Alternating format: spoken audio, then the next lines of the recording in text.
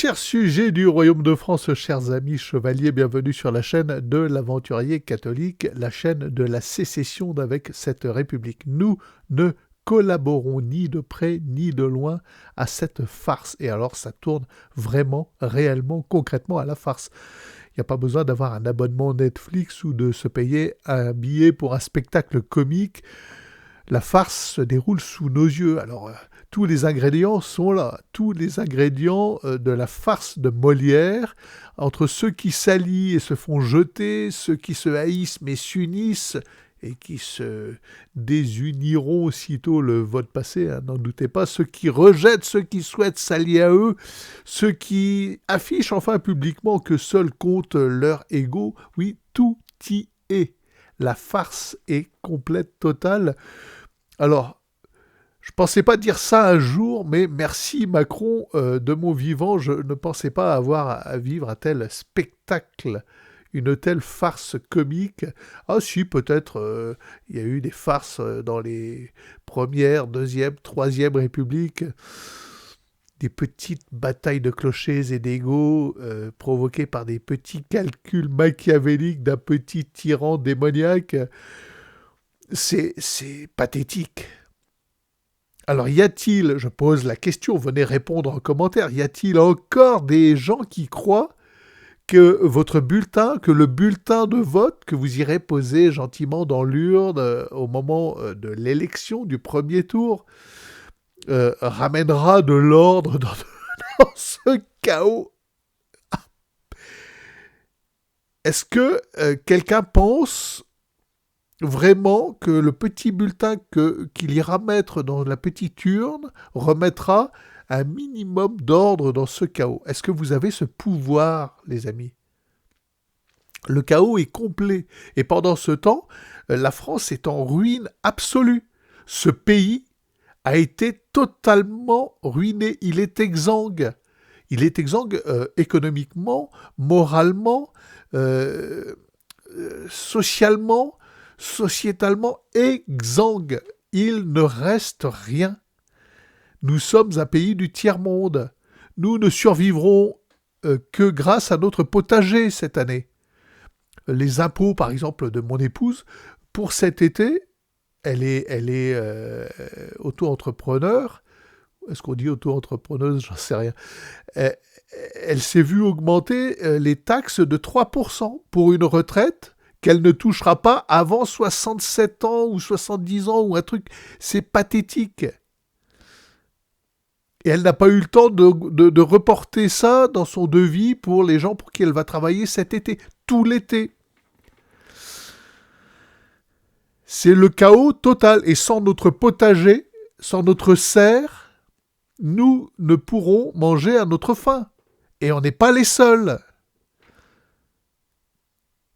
Et est-ce que vous croyez sérieusement que votre petit bulletin de vote va être fédérateur, va semer l'harmonie, la bonne entente, voilà, être voilà, un agent de suppression du chaos, que grâce à vous, tout va bien se passer. Mais c'est pas possible, c'est pas possible. Alors, dans les jours qui viennent, dans les mois qui viennent, nous allons assister à ce chaos. Les éléments déclencheurs, ça va être la faillite économique totale et consommée. Des budgets impossibles à voter, des solutions insolubles, impossibles à régler, quel que soit le parti en place, quelles que soient ses mesures. Parce qu'aucun n'est là avec une vraie intention, une vraie ambition pour la France.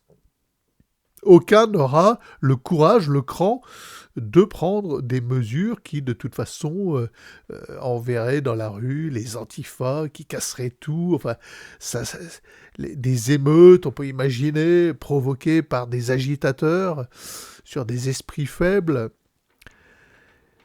Nous allons vers un chaos total, absolu. Et alors, oui, je ne pensais pas remercier Macron pour ce spectacle. Alors, c'est dramatique, c'est vrai qu'on s'en passerait. c'est vrai qu'on se serait passé d'arriver dans une telle déchéance, un tel niveau de déchéance. Mais c'est pas fini. On voit que le début. On ne voit que le début depuis les années Macron, c'est que le début. Les gilets jaunes, l'épisode Covid, tout est dramatique, mais nous allons voir un dénouement extraordinaire. On peut imaginer un livre de science-fiction, des gens qui ne respecteront plus aucune règle parce que il faudra survivre, qui se baladeront, je sais pas, avec des flingues dans la rue, qui, euh, qui s'entretueront à coup de 9 mm pour un oui ou un non, pour je sais pas quoi, une paire de chaussures, un litre d'essence, 1 kilo de pommes de terre. On sera obligé de mettre un mirador à notre potager. Bon,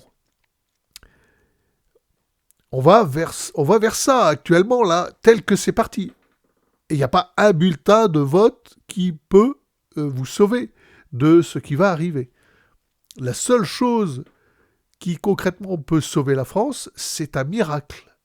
On en est là. C'est un événement miraculeux qui sera provoqué par nos prières, par le fait que les Français remettent un genou à terre devant Dieu, devant leur Créateur. Bon. Et là, ça devient évident. J'ai même pas besoin de vous le démontrer. C'est une évidence. Nous sommes en attente là d'un miracle, de quelque chose de miraculeux. Voilà. Et donc, que faisons-nous, nous, en attendant? On va prier, on va le mettre, ce genou à terre, et puis on se met pour le reste du temps dans notre canapé avec un bol de chips, et des cacahuètes, des bières, et on assiste au spectacle. Je ne pensais pas de ma vie, de mon vivant, assister à un tel spectacle, à un tel chaos, un tel désordre, une telle anarchie. Et c'est pathétique et drôle. Voilà, les Marion, Zemmour, Ciotti, Le Pen, Macron, toute la clique des gauchistes qui se haïssent et qui vont s'unir. Enfin, c'est du délit absolu. Et non, non, sur mon honneur, je ne bougerai pas pour me bercer d'illusions, croire que mon bulletin de vote sauverait quelque chose à ce qui n'a pas lieu d'être sauvé, finalement. Allez, abonnez-vous, bonne journée les amis, et à demain peut-être.